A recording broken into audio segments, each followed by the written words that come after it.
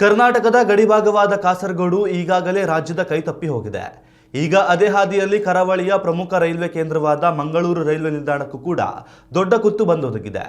ಸುಮಾರು 3 ದಶಕಗಳ ಸುದೀರ್ಘ ಹೋರಾಟದ ಫಲವಾಗಿ ಕರ್ನಾಟಕಕ್ಕೆ ಸಿಕ್ಕಿದ್ದ ಮಂಗಳೂರು ರೈಲ್ವೆ ವಲಯವನ್ನ ಮರಳಿ ಕೇರಳದ ಪಾಲಕ್ಕಾಡ್ ವಿಭಾಗಕ್ಕೆ ಸೇರಿಸಲು ತೆರೆಮರೆಯಲ್ಲಿ ಭಾರಿ ಸಂಚು ರೂಪಿಸಲಾಗುತ್ತಿದೆ.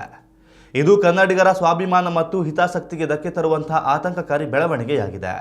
ಕೇರಳದ ರಾಜಕೀಯ ಪಕ್ಷಗಳು ತಮ್ಮ ರಾಜ್ಯದ ಜನರ ಆಕ್ರೋಶವನ್ನು ತಣಿಸಲು ಮತ್ತು ರಾಜಕೀಯ ಬೇಳೆ ಬೇಯಿಸಿಕೊಳ್ಳಲು ಈ ರೀತಿಯ ತಂತ್ರ ರೂಪಿಸುತ್ತಿವೆ. ಅಲ್ಲಿನ ಅಧಿಕಾರಿಗಳು ಒಟ್ಟಾಗಿ ಸೇರಿ ಮಂಗಳೂರು ನಿಲ್ದಾಣಗಳನ್ನು ವಾಪಸ್ ಪಡೆಯಲು ಪಿತೂರಿ ನಡೆಸುತ್ತಿದ್ದಾರೆ.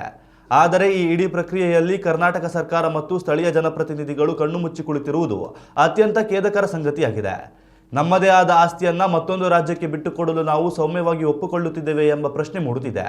ಈಗಾಗಲೇ ಕೇರಳದ ಪಾಲಕ್ಕಾಡ್ನಲ್ಲಿರುವ ರೈಲ್ವೆ ಕಚೇರಿ ಮುಂದೆ ಅಲ್ಲಿನ ಆಡಳಿತಾರೂಢ ಕಾಂಗ್ರೆಸ್ ನೇತೃತ್ವದ UDF ಮೈತ್ರಿಕೂಟ ಮತ್ತು ಇತರ ಪಕ್ಷಗಳು ತೀವ್ರವಾದ ಪ್ರತಿಭಟನೆ ಹಾಗೂ ಉಪವಾಸ ಸತ್ಯಾಗ್ರಹವನ್ನು ಆರಂಭಿಸಿವೆ. ಮಂಗಳೂರು ರೈಲ್ವೆ ವಲಯವನ್ನು ಮೈಸೂರು ವ್ಯಾಪ್ತಿಗೆ ಸೇರಿಸುವ ನಿರ್ಧಾರದ ವಿರುದ್ಧ ಅವರು ಒಗ್ಗಟ್ಟಾಗಿ ನಿಂತಿದ್ದಾರೆ. ಕೇರಳದ ಈ ತೀವ್ರ ಹೋರಾಟದ ಎದುರು ಕರ್ನಾಟಕದ ನಾಯಕರು ಮೌನಕ್ಕೆ ಶರಣಾಗಿರುವುದು ಕನ್ನಡಿಗರ ಆಕ್ರೋಶಕ್ಕೆ ಕಾರಣವಾಗಿದೆ. ಇನ್ನಾದರೂ ಕನ್ನಡಿಗರು ಈ ಮೌನವನ್ನು ಮುರಿಯದಿದ್ದರೆ ಮುಂದಿನ ದಿನಗಳಲ್ಲಿ ಕರಾವಳಿಯ ಭಾಗದ ಪ್ರಮುಖ ಆದಾಯ ತರುವ ರೈಲು ನಿಲ್ದಾಣಗಳು ಸಂಪೂರ್ಣವಾಗಿ ಕೇರಳದ ವಶವಾಗಲಿವೆ. ಇದು ಕೇವಲ ರೈಲ್ವೆ ವಿಭಾಗದ ನಷ್ಟವಲ್ಲ, ಬದಲಿಗೆ ಕನ್ನಡಿಗರ ಭವಿಷ್ಯ ಮತ್ತು ಹಕ್ಕಿನ ಪ್ರಶ್ನೆಯಾಗಿದೆ. ಆದ್ದರಿಂದ ಎಲ್ಲ ಕನ್ನಡಿಗರು ಒಟ್ಟಾಗಿ ಎದ್ದು ನಿಂತು ನಮ್ಮ ಹಕ್ಕನ್ನು ರಕ್ಷಿಸಿಕೊಳ್ಳಲು ಧ್ವನಿ ಎತ್ತಬೇಕಾದ ಅನಿವಾರ್ಯತೆ ಎದುರಾಗಿದೆ.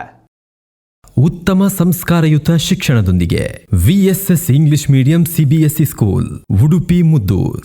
ನರ್ಸರಿಯಿಂದ 10ನೇ ತರಗತಿವರೆಗೆ ಶಿಕ್ಷಣದ ಜೊತೆಗೆ 5ರಿಂದ 10ನೇ ತರಗತಿವರೆಗಿನ ವಿದ್ಯಾರ್ಥಿನಿಯರಿಗೆ ಉತ್ತಮ ಹಾಸ್ಟೆಲ್ ಸೌಲಭ್ಯವೂ ಇದೆ. ನಿಮ್ಮ ಮಕ್ಕಳ ಪ್ರವೇಶಾತಿಗಾಗಿ ಈ ಸಂಖ್ಯೆಗೆ ಕರೆ ಮಾಡಿ.